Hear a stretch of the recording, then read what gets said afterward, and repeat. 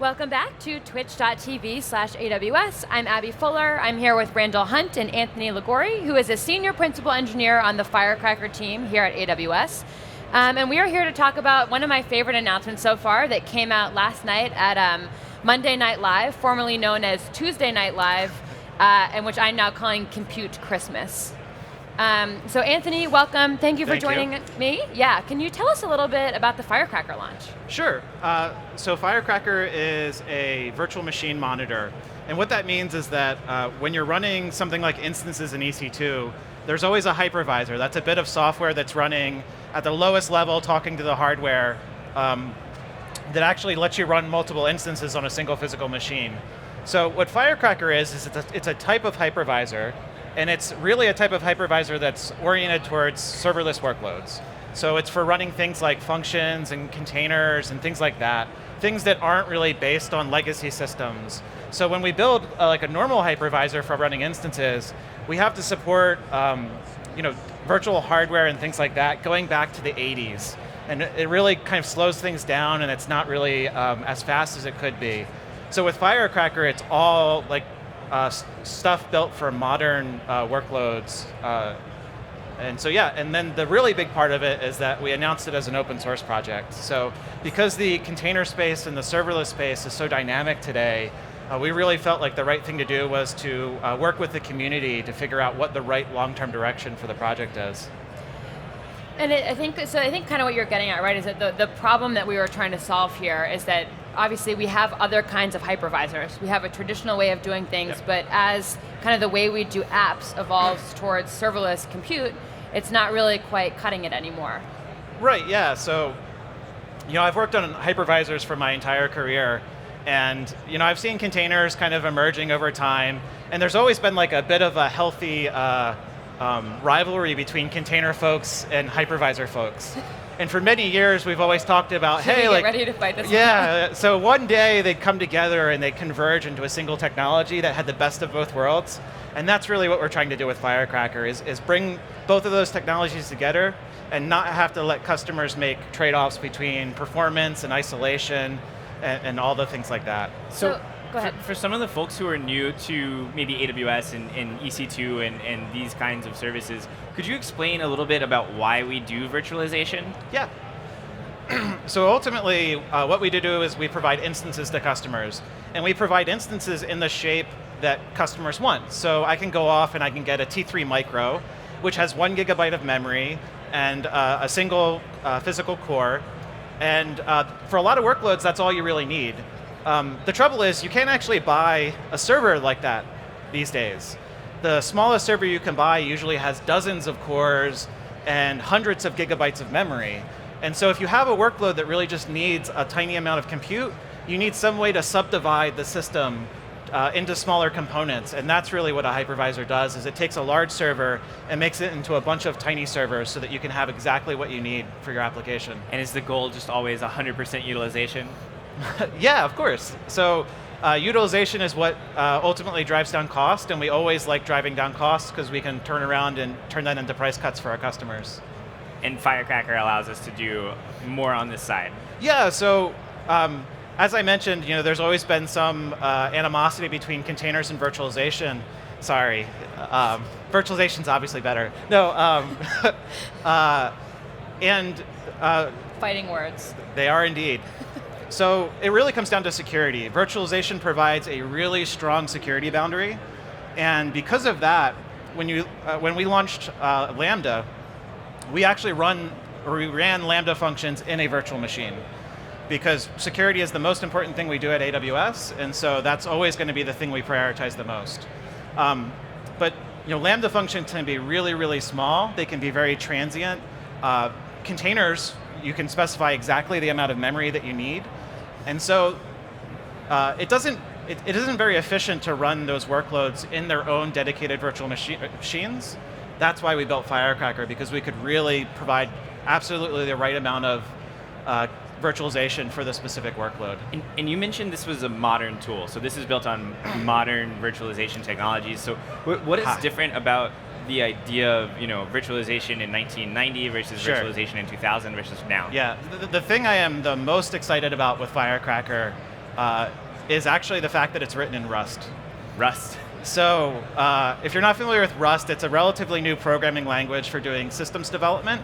So it replaces languages like C. And historically, all virtualization software was written in C or C++. And so Rust was developed by Mozilla, actually, as a replacement for using C in Firefox. And it turns out that web browsers are actually very similar to hypervisors because web browsers have to contain JavaScript code. It's a sandbox. It's sandboxing, Randall has, right? by the way, a weird hatred of JavaScript. So. That's okay, to each his own. So Firecracker is completely written in Rust, which brings really strong guarantees of memory safety. It's a really nice language to work in, and we've been really, really happy with the experience of developing on top of Rust. And Yamashi12 just asked, why did you guys choose Rust? And I think you've somewhat answered that question. Yeah.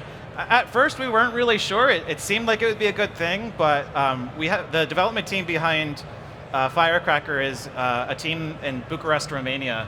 And that team's just done an awesome job. They've moved really fast. There's been very few bugs. Like normally, in any kind of piece of C software, you always have bugs due to memory corruption, all that kind of stuff. We've just had none of that. It's been super smooth. It's been a great experience. And is writing Rust as a developer, is it, do you get into the same flow that you would with other languages? Yeah, it's pretty different. So there's always a ramp up time. So it takes a little bit to get used to some of the new concepts in the language. But then once you're used to it, you just fly. It becomes really natural and really easy to write code. So I have a question from Twitch actually that I'm going to extend a little bit. So MUU9 was asking about benefits for customers from using something like Firecracker, and I think kind of what they're getting at, and I think that we can look at more broadly is kind of why do I want to use this? So I think other than compute optimization and space optimization, what do I get out of Firecracker? So Firecracker's a little different from a lot of the technologies that we launch, like a place like here at reInvent, because we're really launching it very early in its life cycle as an open source project. Yes. So we are using Firecracker today. If you're running Lambda functions or Fargate, then you are benefiting from Firecracker. But really, we've put this out there today as a raw technology because we want to work with the various communities. So our vision for Firecracker in the long term is that you as a customer will be able to do things like just do a Docker run and use Firecracker and have good, strong isolation between containers, but still have great performance that you'd expect with containers. That's going to take time. That's going to take working with a lot of folks in the community, but that's exactly why we launched it here, is because we want to do all of that and we want to work with those communities to make that happen. And I think you guys have already seen some pull requests. It is we have, yeah. open on GitHub now. Everyone can see the repo already. Yeah. And I think what's also cool is that when it went public last night, it already had a code of conduct and contributing guidelines. Absolutely. So they are really ready for the community Absolutely. to start kind of putting some work behind it. Yeah, we tried to make sure that we did all of the right things in terms of making it easy to contribute. There's actually a lot of documentation for how to contribute, how to get involved. Everything's ready on GitHub today, and yeah, we've got a handful of pull requests already. A lot of us, after the announcement, basically just sat all night, watching GitHub, responding on social media, doing all of those sorts of things. It's been really, really exciting. I think Abby had a tweet that just exploded. Firecracker, no pun intended, I'm sorry. Wow. Were there a lot of those puns during the development? No, not at all. So I don't know. Oh, I'm what's so glad I'm wrong not on with the dev you team. So I heard a rumor, and by that I mean I both heard and started my own rumor that you have a demo. I do, yes. I'm ready. I'm ready for demo time. Are we ready to do the demo? I'm ready. Okay. Well, Let's I'm do the personally demo. ready. We're good. Okay, so what we're going to show is running Firecracker on an i3 Metal server. So this is an instance type that you can launch today, right now in EC2. And so everything that we're going to show here is something that you could just go off and do right now with Firecracker as the open source project. So what we really wanted to show here is how Firecracker enables us to run many, many, many virtual machines. And so typically when you're talking about a hypervisor and you're talking about a lot of virtual machines, you're talking about 40 or 50 or 60, or maybe if you're really good, you're running 100 virtual machines. What we're going to show is running 4,000 virtual machines with Firecracker. And we're going to see what the start time looks like of those machines. So I'm kicking off right now, and what this is going to do is it's going to start running these virtual machines in groups, and we have, we have this cute little ASCII art heat graph. We are systems developers. We are not graphics people, so this is about as good as we get for demos. There is no judgment from this crowd. So what you see is that each of the individual squares represents a virtual machine, and the colors are how much network usage that virtual machine is doing. So what you can see is a whole bunch of virtual machines starting up right now and all doing networking activities. You can see like little bars flowing through the screen, and that's because we're pacing the virtual machine startup times. You don't want to start 4,000 virtual machines all at once. That'll just create like a thundering herd. So we pace it out. Maybe you do. And so what we'll see is that once we've launched all of these virtual machines, we'll go and we can see how much time it took, and we can go and see what the overall startup time was. So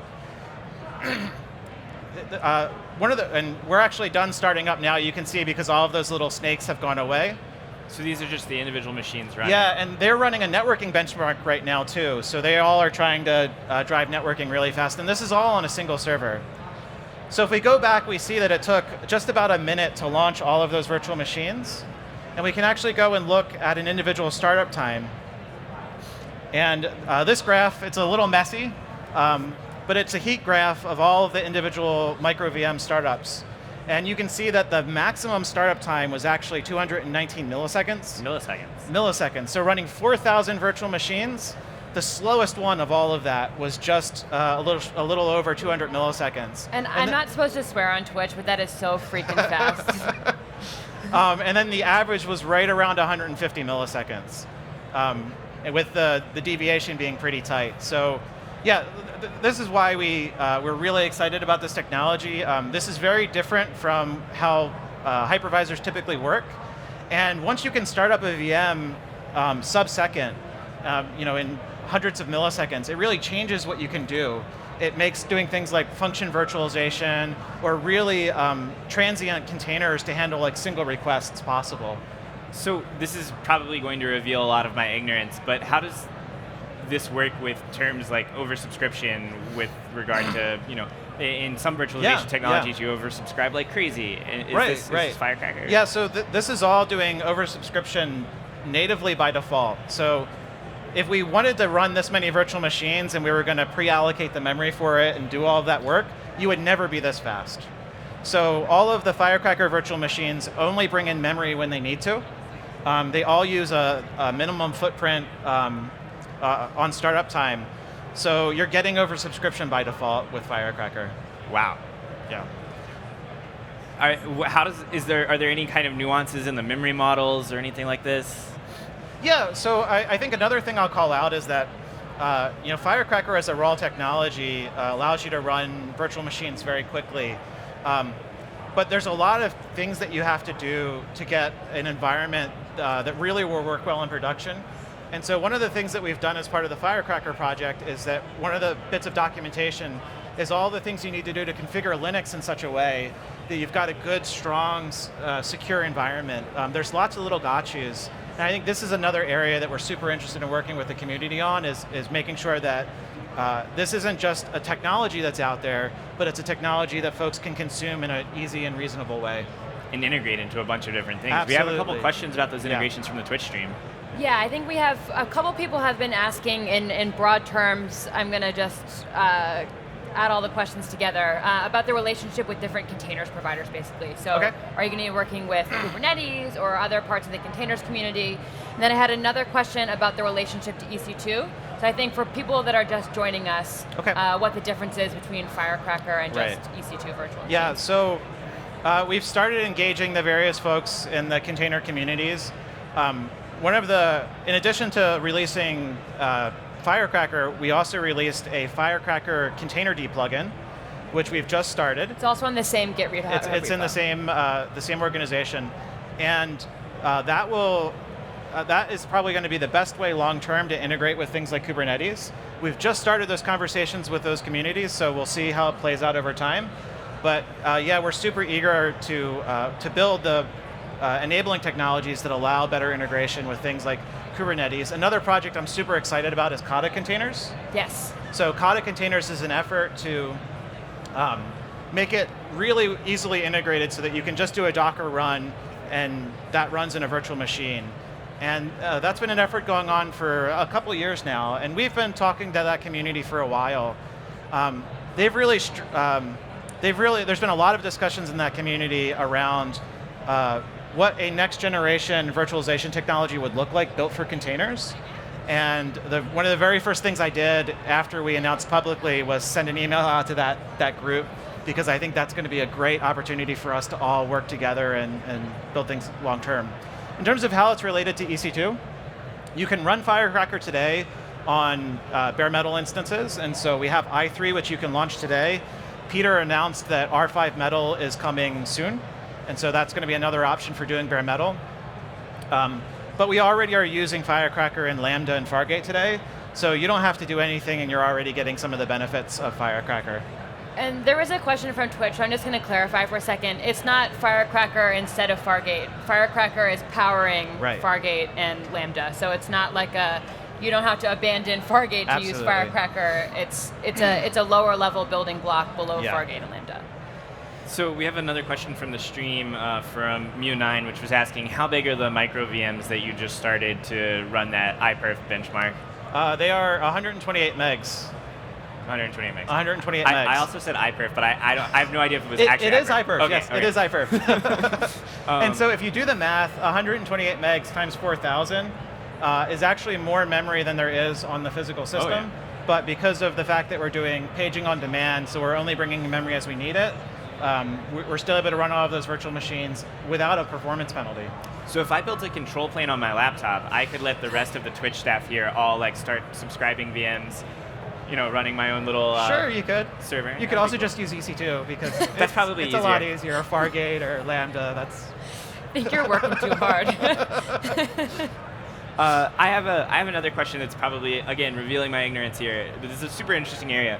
Do you have to think about the underlying processors and architecture? Does the compiler take care of all of that for you? Because I know different processors have virtualization instructions. In the same vein, someone asked about ARM support earlier. Yeah. So. Yes.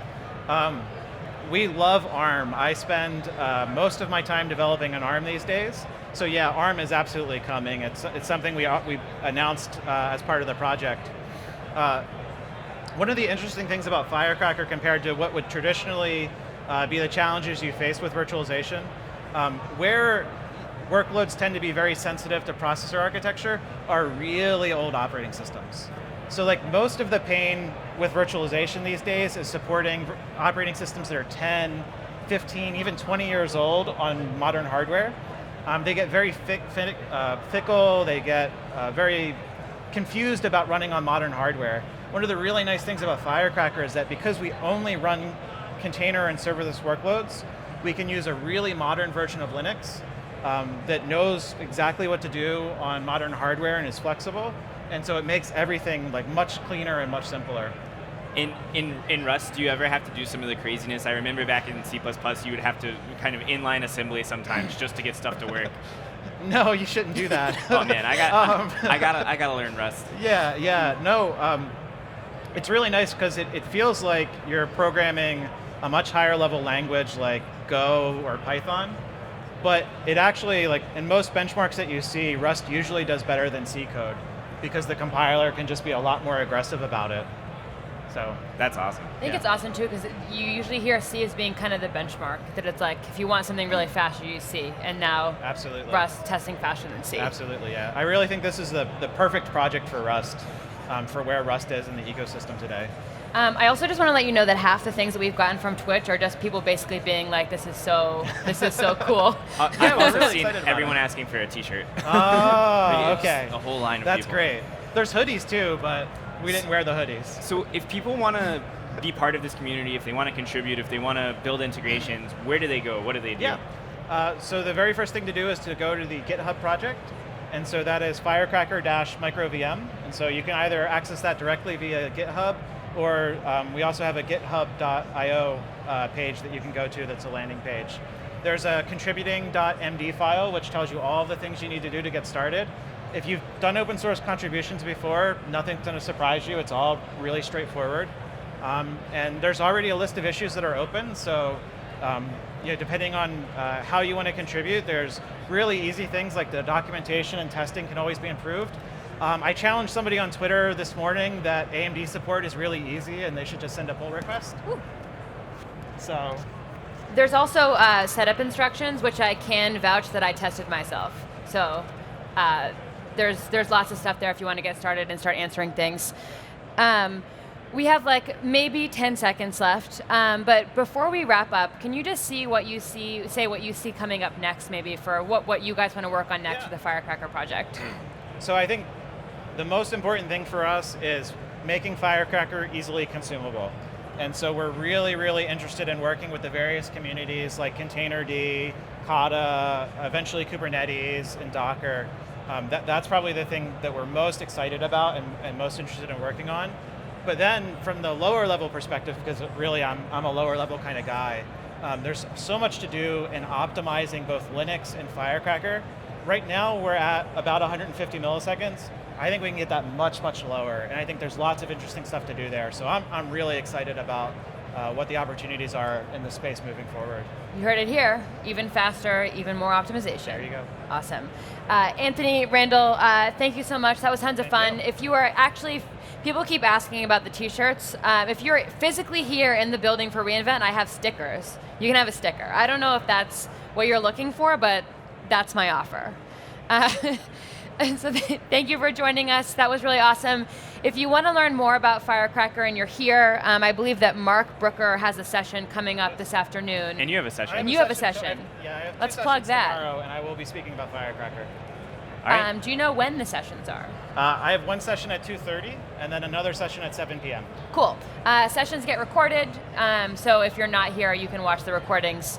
And then I think Radu is our moderator extraordinaire right now, and he has posted a bunch of links for how to chat with the team and also to contribute back to Firecracker if you're interested. So thanks everyone for joining us, and we will see you in just a couple minutes for another session here on twitch.tv/AWS. Great, thank you.